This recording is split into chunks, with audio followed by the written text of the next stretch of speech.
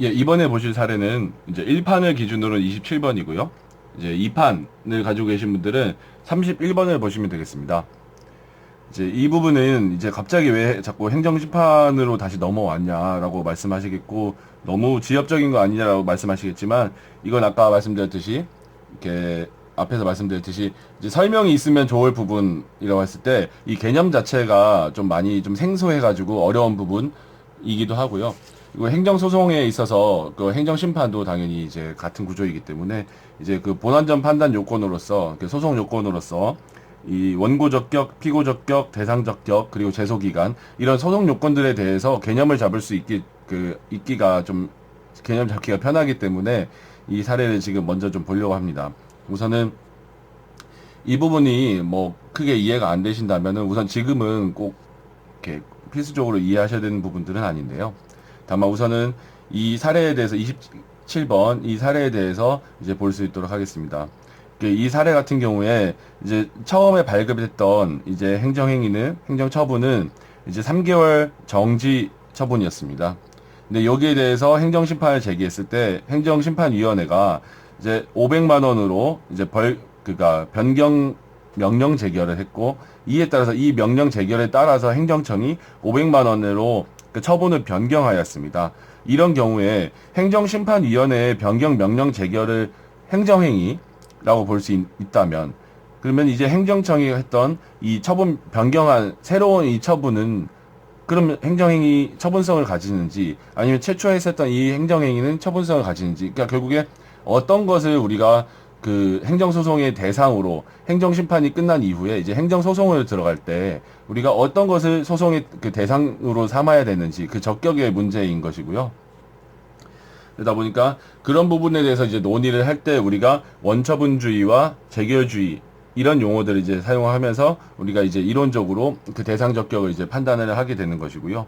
그러니까 이런 경우에 이제 그 논의가 이제 확장이 되면서 결국에 이제 피고는 누구로 해야 되는가, 뭐 행정심판위원회를 해야 되는가, 아니면 원행정청을 대상으로 해야 되는가, 이런 문제들이 나오게 되고요. 제소기간 역시도 어떤 행정처분을 기준으로 제소기간의 도가 여부를 검토해야 되는가, 이것이 결국에 이, 이 원처분주의라고 하는 이 논점에 대해서 이제 나올 수 있는 세트로서 잘 구성되어 있는 문제이기도 하고, 실제로 이 아까 전에 이제 찍었던 영상에서 원고 적격을 말씀드렸던 그 나머지 이제 권한전 판단 소송 요건에 대해서 이제 설명드릴 수 있는 사례가 되겠습니다. 저는 이제 그 시험 직전에는 빠르게 키워드를 확인하기 위해서 이 책을 활용했을 때 이 앞부분에 목차가 이게 따로 있는 게 참 좋다 생각했습니다. 그러다 보니까 이 목차 부분에다가 본인이 생각하는 키워드들을 이렇게 적어두시고 하다 보면은 결국 이 한 페이지만 보고 이 사례는 넘길 수 있고, 그러다 보면 빨리 그 시험 직전에 키워드를 환기시킬 수 있기 때문에 그 수험적으로 상당히 유리한 방법이라고 생각이 듭니다. 우선은 이제 원처분주의가 어떤 개념인지에 대해서 우리가 이제 볼 수 있도록 하겠습니다. 이제 행정소송법 이제 제19조에 있는 개념이고요. 그러니까 실제로 아까 말씀드린 대로 행정심판이 있는 경우에, 그러니까 과연 이제, 그러니까 지금 상황 같은 경우는 좀 더 복잡했었지만, 그러니까 원처분, 최초에 이제 행정청이 이제 발급했었던 원처분이 있을 거고, 이 원처분에 대해서 행정심판을 제기했고, 거기에 대한 결정으로서 행정심판위원회가 내린 결정이 있을 것입니다. 그리고 이 결정 자체가 처분성을 가지는 경우, 뭐 처분성을 가지는 경우라면은, 그러니까 이거에 대해서 추가적으로 행정청이 다른 뭐 처분을 발급하진 않았을 거겠지만, 이 사안처럼 변경 명령 제결, 그러니까 일반적인 인용 제결을 하겠습니다. 여기 인용 제결 내지는 뭐 기각 제결, 이런 얘기를 할 수 있다면은, 그러니까 변경 명령을 한 경우에, 이런 재결 결정을 한 경우에 이 추가적으로 이 명령에 따라서 행정청이 기속돼서 발급했었던 이제 후행 처분이 있을 수가 있습니다. 그러니까 이런 경우에 있어서 과연 어떤 것이 이제 대상이 되느냐, 이거를 논의하기 위해서 우리는, 그러니까 우리 법은, 그러니까 이 부분들을 이제 그냥 법적으로 이제 그 해결을 한 게, 우리는 원처분주의다. 원칙적으로 우리는, 그러니까 원처분이 원처분만이 행정행위이고, 그리고 이것만이 대상 적격이 되고, 그리고 그러니까 이 원처분을 발급한 행정청만이 피고가 되고, 그리고 이 원처분이 발급된 시기를 기준으로 우리는 제소기간 도과여부를 검토한다. 이게 우리 행정소송법의 그러니까 원칙이다. 이걸 선언한 게 이제 행정소송법 19조의 원처분주의라는 개념인데요. 실제로 근데 이 원처분주의를 그냥 계속 유지하다 보면은 실제로 국민 권익 구제에 상당히 불리하게 됩니다. 그러니까 제소기간 도과 여부의 기준 기산점이 너무 앞에 설정이 되기 때문에 실제로 그 국민 권익 구제에 상당히 도움이 되지 않기 때문에, 그리고 이제 그런 부분에 있어서 이 논의들이 계속 이제 진행이 되면서, 그러니까 이제 이렇게 이 원처분주의에 대해서는 상당히 이제 이렇게 복잡한 논의들이 많이 이제 이렇게 진행이 되게 되는데요. 그러니까 이 부분 같은 경우도, 그러니까 오히려 그렇다면 이 사례를 읽어보시면은 이 아까 말씀드렸듯이 변경 재결이 아니라 변경 명령 재결이 있는 경우에 대해서 우리가 이제 공부를 하시기가 수월한 이게 사례가 되기 때문에 이 부분에 대해서 여러분들이 읽어보시면은 뭐 충분히 내용은 이해하실 수 있을 것 같습니다. 다만 이제 여기에 대해서 지금 이 사안 같은 경우에 이제 변경 명령 재결만 나와 있었다라고 했을 때 뭐 좀 지저분합니다만 제가 예전에 이제 공부했었던 거를 그냥 잠시 보여드리면서 말씀을 드리겠습니다. 그러니까 이제 그렇습니다. 이제 원처분주의라고 했을 때 결국에 이제 취소 소송의 대상은 원처분이라는 원칙인 것이고요. 그러니까 예외적으로 그 원처분이 아니라 이제 재결, 아까 전 행정심판위원회가 내렸던 결정, 그걸 이제 재결해야 하는데요. 이 재결을 대상으로 취소소송을 제기해야만 하는 경우, 그 예외가 결국에 그게 이제 소위 말하는 재결소송인데, 이제 그것이 이제 원처분에는 전혀 존재하지 않았었던 그런 재결 자체의 고유 위법을 주장하는 경우를 우리가 이제 예외적으로 재결소송이라고 하지만, 여기서 이제 개념을 헷갈리시는 경우가 많고, 저도 헷갈렸었지만, 우리가 처음에 교과서를 보면 원처분주의와 재결주의라는 단어를 이제 설명이 나오게 되는데요. 근데 이 재결주의와 여기서 말하는 재결주의는 재결만이 원칙적으로 대상이 된다는 얘기일 뿐이지, 그러니까 원처분주의 하에서도 충분히 재결 소송은 충분히 가능한 겁니다. 재결이 대상이 될 수 있는, 예외적으로 대상이 되는 게 원처분주의에 반하는 게 아니고 그게 재결주의는 아닌 겁니다. 하기 때문에 개념을 그렇게 잡으시고요. 그래서 원처분주의 하에서도 예외적으로는 재결이 대상이 될 수 있다. 뭐 이거는 재결주의의 개념이 아니라 이거는 원처분주의 하에서 인정되는 예외적인 재결 소송에 해당된다. 이렇게 알고 계시면 될 것 같고요. 그러다 보니까 우리가 그 경우의 수를 나눠서 제가 이제 생각을 해봤습니다. 그래서 만약에 행정행위가 처음에 원행정청이 했던 원처분 첫 행정행위가 있었고, 거기에 대해서 국민이 행정심판을 제기했을 때, 만약 행정심판위원회가 각하 재결을 했을 경우, 이 경우는 당연히 재결을 대상으로 하게 됩니다. 즉 아까 말씀드린 대로 원처분주의, 우리 행정소송법이 취하는 원처분주의 하에서 예외적으로 재결을 대상으로 하는 재결소송, 즉 재결 고유의 위법이 있는 경우에 한해서 이제 인용이 될 수 있겠죠, 소송에서는. 근데 이 기각인 경우를 보시겠습니다. 기각인 경우에는 적어도 행정심판위원회가 여기에 대해서 판단에 들어간 부분인 겁니다. 각하랑 다르게.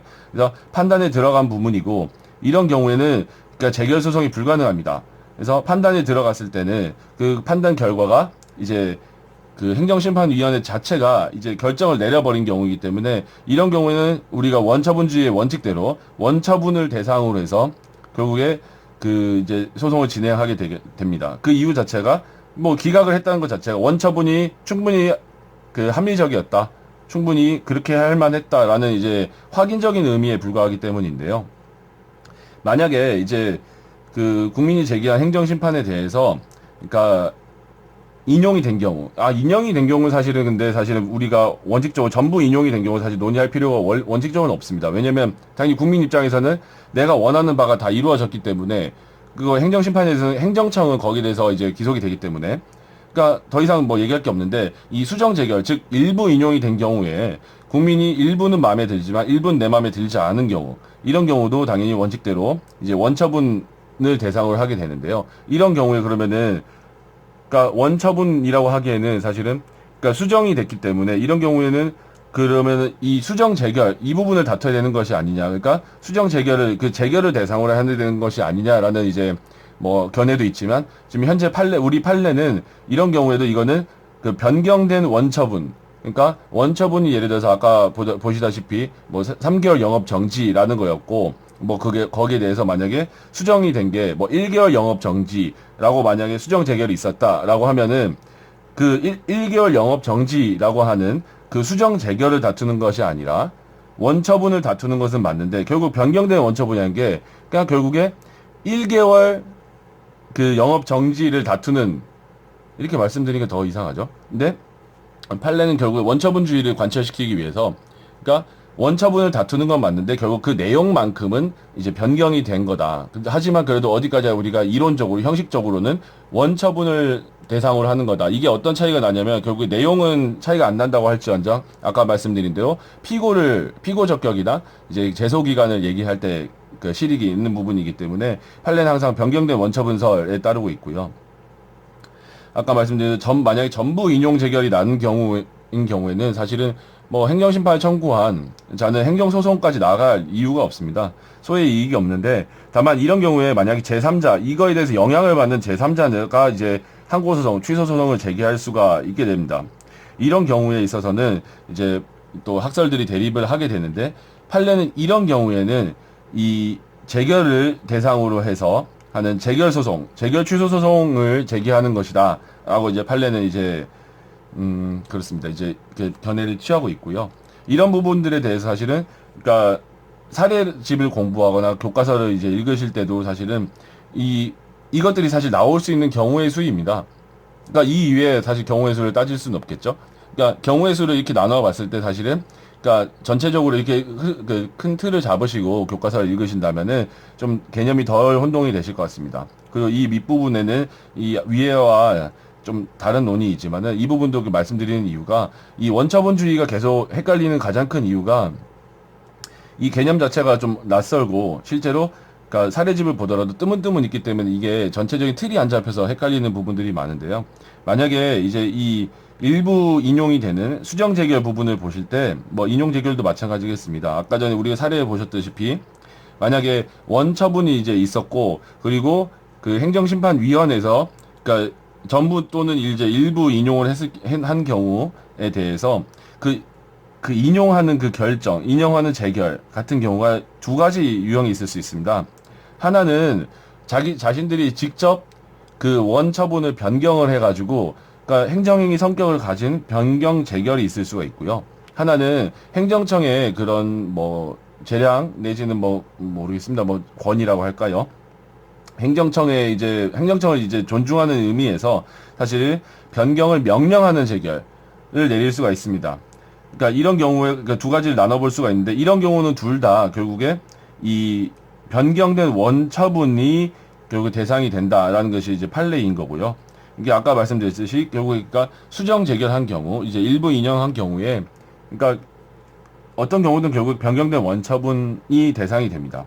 그래서 이 사안을 보실 때도 이 사안도 결국에 변경 명령 재결인 사안이었습니다. 하다 보니까 그 부분을 다시 사례로 다시 보여드릴 수 있도록 하겠습니다. 그래서 대상 적격을 보실 때 이 사안 같은 경우에 결국에 500만 원의 과징금 부과 처분으로 변경 명령 재결이 있었습니다. 행정심판위원회가 이런 재결을 변경 명령 재결을 했고, 그러니까 그렇지만 이 내용은 이렇게 변경이 되었을지언정 결국에는 이 행정 소송의 대상이 되는 처분은 그러니까 2016년 7월 1일 그 당초에 내려졌었던 처분이 대상이 되는 거고 그 내용은 다만 그 당초 처분은 원래 내용이 3개월 영업 정지였지만 내용이 그 500만 원의 과징금 부과 처분으로 변경된 내용의 당초 처분이다. 이 부분인 겁니다. 그러니까 이게 왜 그러면은 이 500만 원은 과징금 부과 처분은 변경된 그러니까 이 사안 같은 경우에는 그러니까 2016년 7월 1일에 그 처분이 아니라 그래서 2016년 뭐 8월 달에 이제 발급된 이 처분이 그럼 대상이 돼야 되는 것이 아니냐. 변경된 처분 그러니까 그 후행 처분이 그러니까 취소성이 대상이 돼야 되는 것이 아니냐.